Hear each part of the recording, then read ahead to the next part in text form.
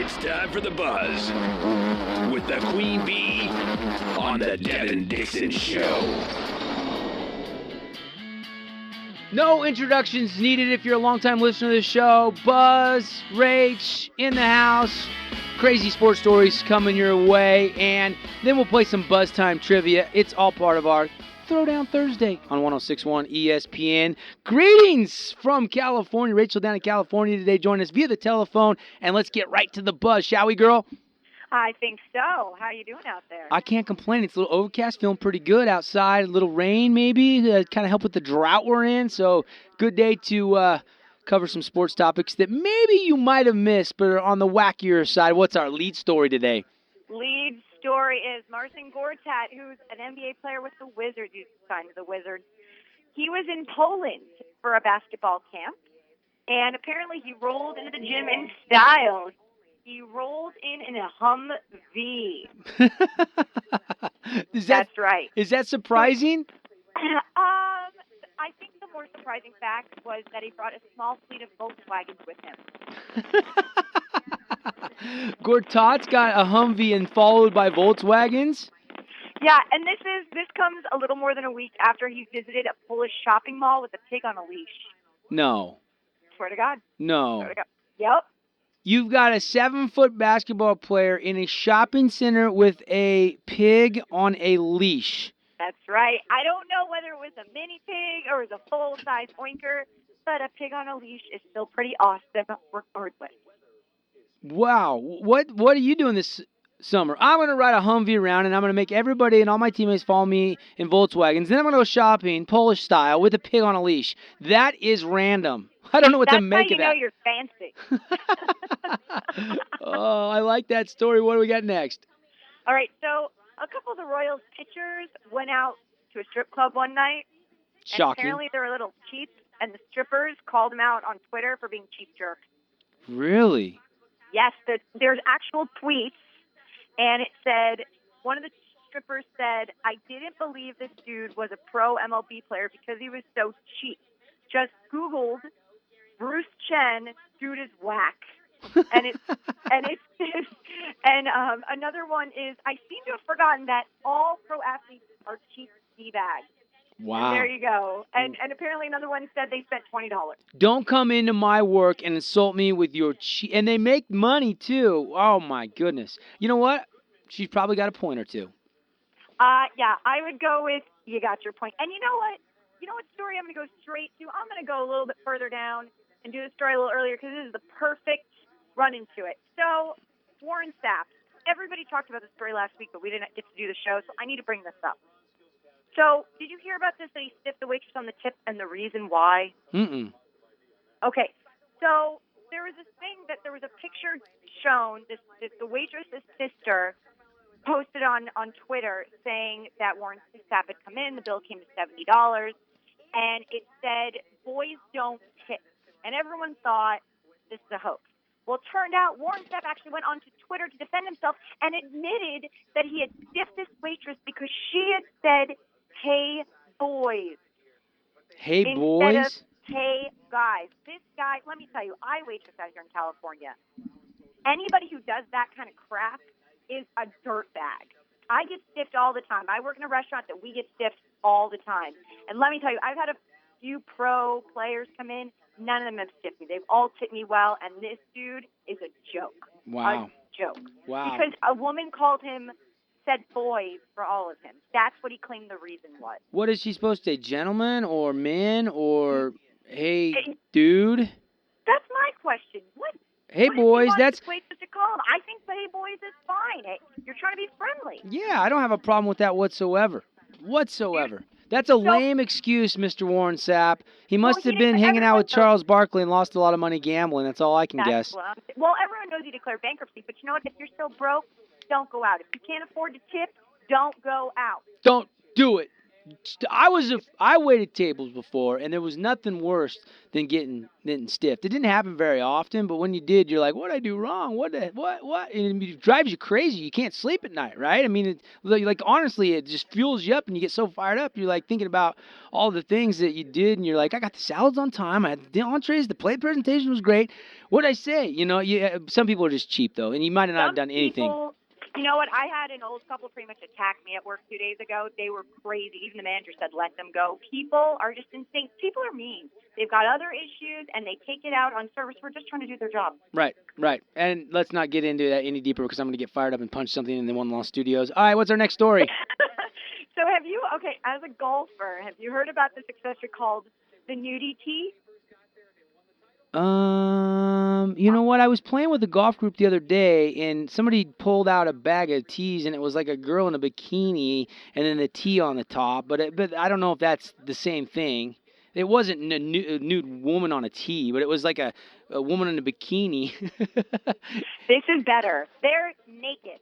This is shaped like a woman's torso, and it claims to spice up your game by a British manufacturer. It's made by Dunlop Sports, and it comes in a pack of 6.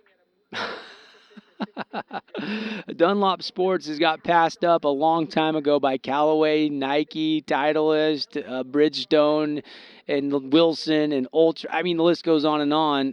Maybe they should stick to making tires. Maybe sales will go good for this. I bet some golfers, though, would think this is obscene and this is stupid. And women are not happy. Yeah.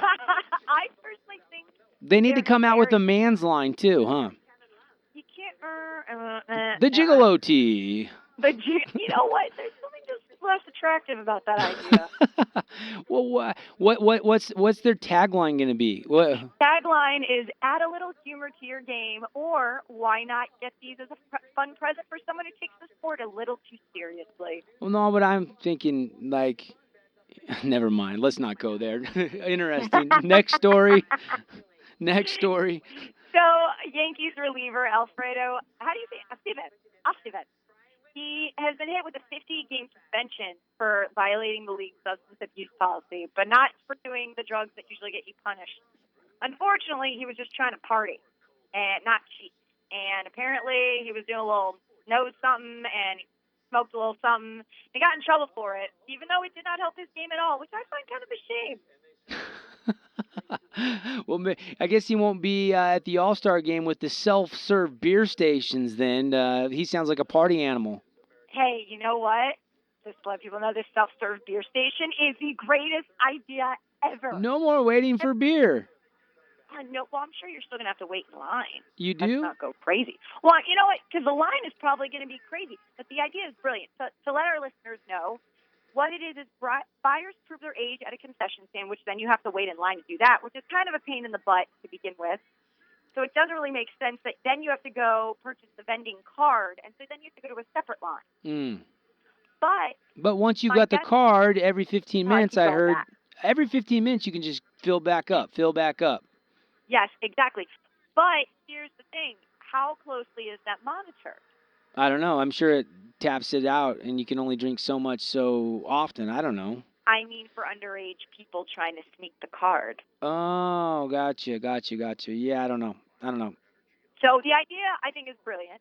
But they're going to have to watch them underage drinkers because it is a baseball game, and beer and baseball kind of go together like ice cream and apple pie. All right. We've got time for just one or two more stories, and then we got to get some buzz time trivia. What do we got next? All right. We need to talk about the man who fell asleep during the Yankees game, and they put him on ESPN. He is suing the team and TV announcers for $10 million. Did you hear about this? Was this the guy, was it Sunday Night Baseball? And then they saw him sleeping at Yankee Stadium? I did hear something about this. I haven't read the article, but I did see the headline a little bit ago. So apparently, I did not see this, but apparently they called him fatty and unintelligent. Uh-oh. And when he was caught dozing, and it was the Yankees versus the Red Sox game back in April. Okay. Was it Dan Shulman and John Kruk? Were they the announcers with Sunday Night Baseball? Yes, they were. Okay. The big announcers. And first of all, these guys should know better by this point in their careers, not to say something like what they did, because it does leave them liable for lawsuits by calling someone names for no reason. Yes, the guy was asleep. You know what? The Red Sox were probably up at bat, which I would fall asleep for that too. Yeah, they called him, fatty and unintelligent? I'm looking up the story now. I don't know. That's a tough one. Being a broadcaster, you don't want to try to make fun of somebody. There's a fine line drawn in the sand. But when split second, you're on camera, you're dozing at a game. I mean, it wasn't vulgar. I don't think it was that mean-spirited like you might just assume when you read this article. But at the same time, this guy might have a case, but $10 million? Really? That seems a little bit excessive. Yeah, no doubt. So I'll be interested to see how that's trying to get this libel suit going. And then we're going to finish off with a final baseball story because it is baseball season. It is officially the doldrums after Sunday. Yep. It is the doldrums of summer sports. So a beer vendor at the Oakland-Detroit game caught a foul ball in his bucket, which was awesome. But this greedy lady tried to reach in and take the ball from him, and he denied her flat out. He straight out was like, "Get off me." So she's reaching in the beer bucket. He's like, "Get off." And no free beer for you, lady. No ball for you. Hey, those guys are working. They got a right to catch a foul ball if it's coming in their vicinity, just like a fan, I would assume, right? Or is that That's right. Is that a problem? There's nothing against that says they can't do it. And this lady was just being lazy. She's like, "Oh, it's right there. This guy, it's fine. He can't keep it." And so, but he flat out, in your face, denied her. I love it. That is the buzz today on a Throwdown Thursday. Not done yet. Rage, stick around. When we come back, a little buzz time trivia for you. We got some great prizes up for grabs. We can start taking your phone calls. You want to be the first to play.